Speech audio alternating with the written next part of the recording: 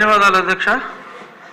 గౌరవనీయులైన ముఖ్యమంత్రి వర్యులు గారు చెప్పిన వివరాలేమి మళ్ళీ నేను తిరిగి చెప్పదలుచుకోలేదు. అందరిలాగా నేను కేవలం కొన్ని సూచనలే చేస్తాను. ముఖ్యంగా గతంలో 18-19 సంవత్సరంలో పెట్రోలియం ప్రోడక్ట్స్ మీద మన రాష్ట్ర ప్రభుత్వ ఆదాయం 21,914 కోట్లు. అప్పుడు తెలంగాణలో 20,300 కోట్లు మాత్రమే. అదే 23-24లో మన ఆదాయం 18,475 కోట్లకు పడిపోతే తెలంగాణలో అదే పెట్రోలియం ప్రోడక్ట్స్ మీద ఆదాయం 29,989 కోట్లకు పెరిగింది. అంటే మనకే వారికి 23-24లో వ్యత్యాసం సుమారు 10,000 కోట్లకు పెరిగింది.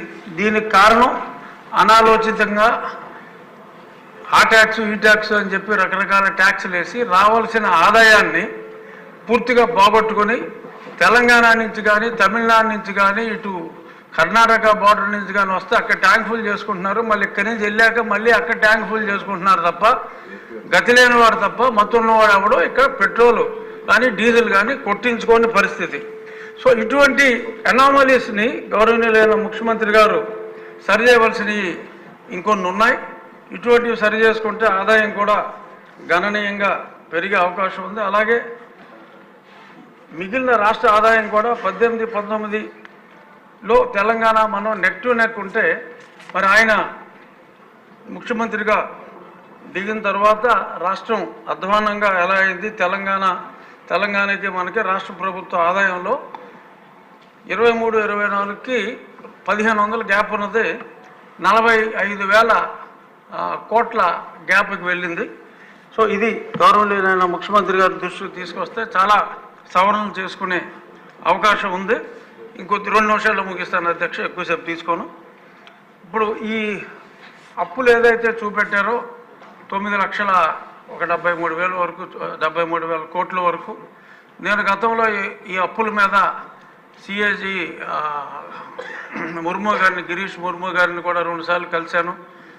కేంద్ర ప్రభుత్వానికి కూడా ఈ అప్పులన్నీ సవివరంగా హెడ్ బై హెడ్ నాకు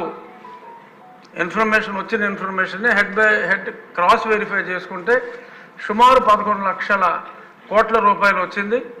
మరి ఇప్పుడు అది 9,73,000 అంటే డెఫినెట్గా గౌరవనీయులైన ముఖ్యమంత్రి గారు చెప్పినట్టు తవ్వి కొద్దీ ఇంకా వస్తున్నాయన్నారు. ఇంకా కనీసం 1,25,000 కోట్ల వరకు మీరు తప్పకుండా తవ్వవలసిన అవసరం ఉందని నేను పెద్దలకు తెలియజేస్తున్నా. ఎటువంటి అనుమానం లేదు. కాంట్రాక్టర్ల బాకీలు ఇవన్నీ 1,25,000 వరకు చూపెట్టారు. 1,13,000 కోట్లు, సుమారు 1,75,000 కోట్ల వరకు ఖచ్చితంగా ఉంది.